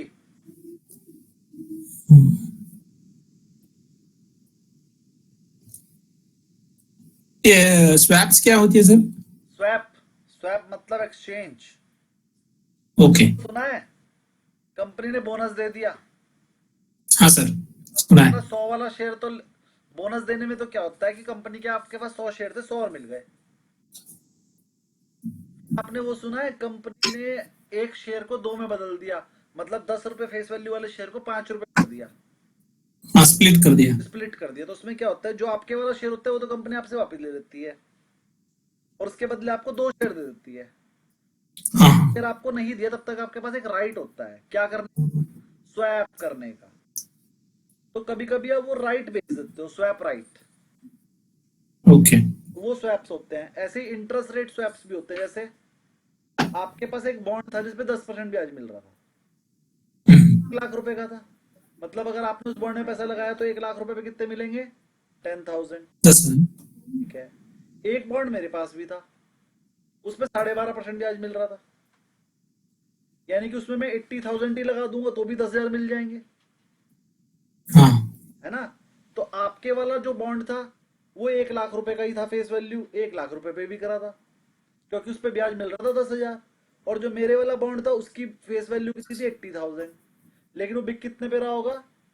लगभग 95,000 पे, क्योंकि वाले में 95 लगा के भी 10,000 मिलेंगे। तो अच्छा ये बताओ, दोनों बॉन्ड आपके पास हो तो आप कौन से वाला लेना पसंद करोगे? 1 लाख वाला जिसकी 80,000 या 95 वाला जिसकी फेस वैल्यू 80,000 है? 95 वाला सर। 95 वाला। अच्छा वो 95 वाला 95 में क्यों बिक रहा है, 1 लाख में क्यों नहीं? जब 10,000 की इनकम है तो 1 लाख में बिकना चाहिए। वो 5,000 इस वजह से कम है क्योंकि मैच्योरिटी पे उसके 80,000 मिलेंगे और 1 लाख मैच्योरिटी पूरे 1 लाख हो जाएगी। तो वो जो 20,000 का लॉस है उसे आइडेंटिफाई किया हुआ है कि चलो 20 साल बाद 20,000 कम मिलेंगे, इसलिए वो 5,000 कम पे ट्रेड कर रहा है। तो अब अगर आपने 95,000 रुपीज इन्वेस्ट किए और 1 लाख रुपए कमाए तो आपका इंटरेस्ट रेट हो गया 10.5%, और जो 1 लाख वाला बॉन्ड है उस पर इंटरेस्ट रेट हो गया 10%। तो जो 0.5% आपको एक्स्ट्रा मिल रहा है इसी बात का है कि at the end of maturity आपको 20,000 रुपए कम भी मिलने हैं, इसलिए उसका रेट थोड़ा सा कम है, लेकिन फेस वैल्यू से तो ज्यादा चल रहा है। 80,000 वाली आइटम 95 की चल रही है ना। तो सचिन जी आपकी क्वेश्चन का आंसर, जब इंटरेस्ट रेट घटता या बढ़ता है तो जो पुराने वाले बॉन्ड होते हैं वो इंटरेस्ट मान लो घट गया, तो जो पुराने वाले बॉन्ड उनका इंटरेस्ट रेट तो ज्यादा है, यानी वो 80,000 वाले हैं, और जब नए आए हैं वो 1 लाख वाले हैं, तो जो 80,000 वाले के रेट होते हैं वो बढ़ जाते हैं, 95 हो जाते हैं, क्योंकि इंटरेस्ट रेट तो अब इंटरेस्ट तो सेम हो गया ना उनका। जो ज्यादा रेट के बॉन्ड होते हैं उनके रेट बढ़ जाते हैं ब्याज रेट घटने पे। अब जैसे ही कल फेड ब्याज काटेगा तो जो ग्लोबल बॉन्ड है उनके रेट बढ़ जाएंगे, और फिर उसकी देख हम देख जैसे ही आरबीआई काटेगा तो इंडिया का जो डेट फंड है, जो इंडिया के बॉन्ड्स हैं उनके रेट बढ़ेंगे, थोड़े बहुत कल बढ़ जाएंगे, थोड़े बहुत जब आरबीआई काटेगा तब बढ़ जाएंगे, 2 किस्तों में बढ़ जाएंगे। सूर्यवंशी जी के क्वेश्चन का भी आंसर हो गया शायद। चलिए जी थोड़ा सा चलते हैं आगे, 1-2 क्वेश्चन कर लेते हैं, ज्यादा नहीं, थोड़े से।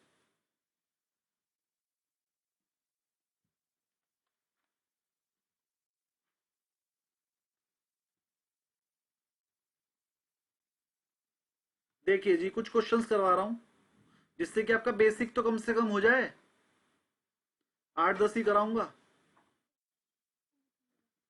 थर्ड वाला देखिए, क्वेश्चन में ग्रॉस प्रॉफिट गिवन है, मेरे को यहां पीएल अकाउंट बनाना है।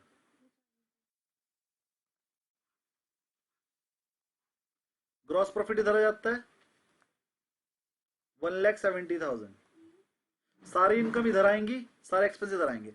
ऑपरेटिंग एक्सपेंस 40,000, डेप्रीशिएशन 20,000, इंटरेस्ट 10,000, बस यहाँ नेट प्रॉफिट आ जाएगा। कैसे आएगा? 1,70,000 में से ऊपर वाले सारे लेस हो जाएंगे, ये हो गया 70, तो ये 1 लाख आ गया आंसर। वरना आप इसे ऐसे भी कर सकते हो, ग्रॉस प्रॉफिट 170 का था, उसमें सारे एक्सपेंस लेस कर दो, आंसर आ जाएगा 1 लाख। अकाउंट बना के भी कर सकते हो और शीट के हिसाब से भी कर सकते हो। अकाउंट बना के जरा अच्छे से हो जाएगा। कोई क्वेरी किसी को यहां तक इस वाले क्वेश्चन में? Clear? No sir, clear sir, clear. Normal PL account बनाया हमने, वेरी गुड। आगे बढ़ते हैं, एक और क्वेश्चन करते हैं। ऑपरेटिंग प्रॉफिट निकालना है। ऑपरेटिंग प्रॉफिट निकालने के लिए सिर्फ ऑपरेटिंग एक्सपेंस लेस होते हैं और कुछ लेस नहीं होता, क्योंकि हमें नेट प्रॉफिट नहीं निकालना। नेट प्रॉफिट निकालने के लिए सारे एक्सपेंस लेस होते हैं, ऑपरेटिंग प्रॉफिट निकालने के लिए खाली ऑपरेटिंग एक्सपेंस लेस होते हैं। तो 2 लाख में से ऑपरेटिंग प्रॉफिट निकालना है। ऑपरेटिंग प्रॉफिट निकालने के लिए 1,10,000 जो आंसर दिया हुआ है गलत है, सिर्फ ऑपरेटिंग एक्सपेंसेस लेस होंगे।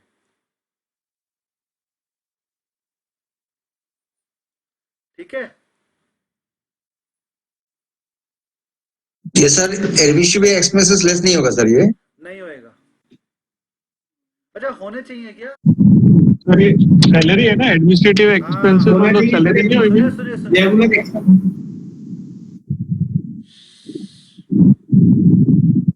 वैसे तो मैं ये मानकर चलता हूं कि जब ऑपरेटिंग एक्सपेंसेस 60,000 गिवन है तो जो एडमिनिस्ट्रेटिव एक्सपेंसेस 30,000 है इसके अंदर इंक्लूडेड होंगे।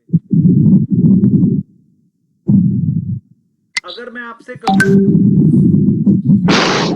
म्यूट कीजिए, किसकी आवाज आ रही है ये? अगर मैं आपसे कहूं आपकी फलों की टोकरी में 100 रुपए के सेब हैं, 100 रुपए के संतरे हैं, 100 रुपए के आम हैं, लेकिन टोटल फल जो है वो 1,000 रुपए के हैं। अब मैंने आपको 4 चीजें बताई, टोटल फल जो है वो 1,000 रुपए के हैं, 100 रुपए के आम है, 100 रुपए के सेब हैं, 100 रुपए के अनार हैं। तो क्या मैं आपसे पूछूं कि अच्छा बताओ कितने पैसे बचे आपके पास? आपके पास 2,000 रुपए थे, तो 2,000 में से आप 1,000 लेस करके तो बता दोगे 1,000 बचे, या 100 रुपए आम के अलग से लेस करोगे? नहीं करोगे ना। तो ऐसा ज्यूम करके चल सकते हैं कि एडमिनिस्ट्रेटिव एक्सपेंसेस भी ऑपरेटिंग में जुड़ चुके होंगे, क्योंकि जो ऑपरेटिंग एक्सपेंस का पार्ट तो होता है एडमिनिस्ट्रेटिव भी। तो मैं अगर ऐसा ज्यूम कर लूं तो फिर 30,000 अलग से लेस नहीं होंगे। लेकिन अगर ऐसा ज्यूम किया जाए कि ऑपरेटिंग एक्सपेंसेस अलग हैं और एडमिनिस्ट्रेटिव एक्सपेंसेस अलग हैं, तो फिर दोनों होते तो ऑपरेटिंग ही है, तो फिर अलग अलग लेस कर सकते हैं।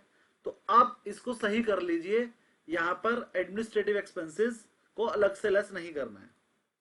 ये क्वेश्चन को ठीक कर लीजिए, या फिर इसके अंदर मुझे क्वेश्चन में बढ़ाना पड़ेगा इंक्लूडेड। ऐसे लिख दूंगा तो फिर ये लेस नहीं होगा। तो इसका आंसर आ जाएगा 2 लाख माइनस 60,000, 1,40,000। मैं बुक में ठीक कर दूंगा अगली बार। आगे बढ़ते हैं जी।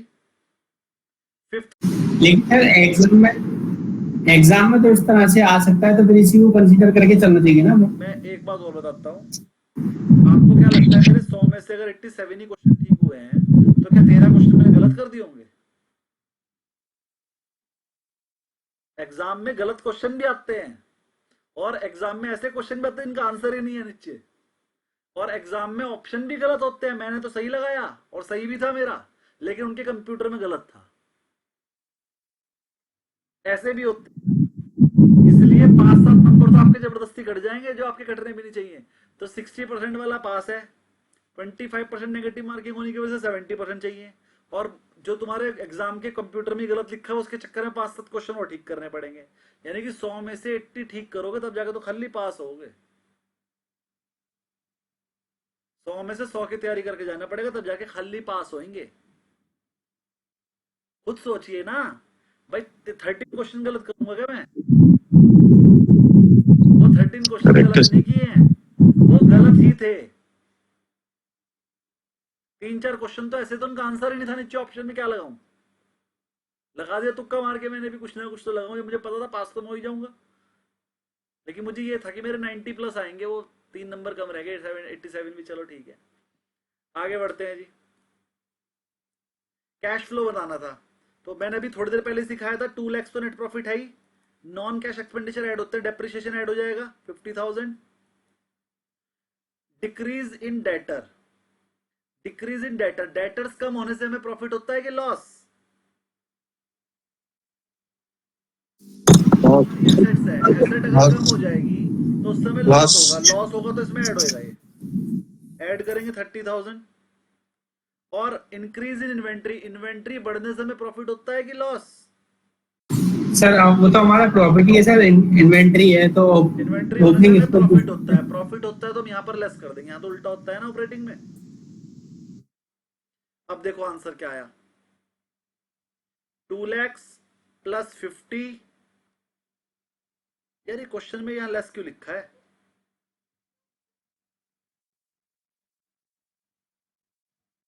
सही है सर, 2.6। क्या है आंसर? 2,60,000। 2,60,000। ये आपने हिंट दे दिया है सर, क्या करना है, ऐड करना है कि लेस करना है? ये देना नहीं चाहिए था यहाँ पे,